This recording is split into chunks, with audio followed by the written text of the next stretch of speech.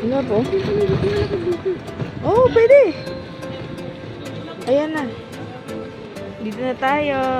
Eurotel. Di ba may McDo dyan? Hotel na kami. So, ayan. Eurotel, we're here. Good evening po. Guys, ito ang room namin for 4 days. So, ayan, dito kami stay sa Eurotel. May free coffee. Ayan. Malinis. And, ayan si Bonnie. And may pa-balcony. May pa-balcony, guys. Ay, putya.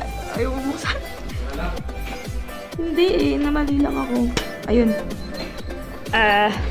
Ayan. Hindi siya beachfront, pero at least may balcony kami. Huy, may ihaw-ihaw naman pala sa labas. Hindi tayo magugutom. Ayan, guys, oh. Eurotel.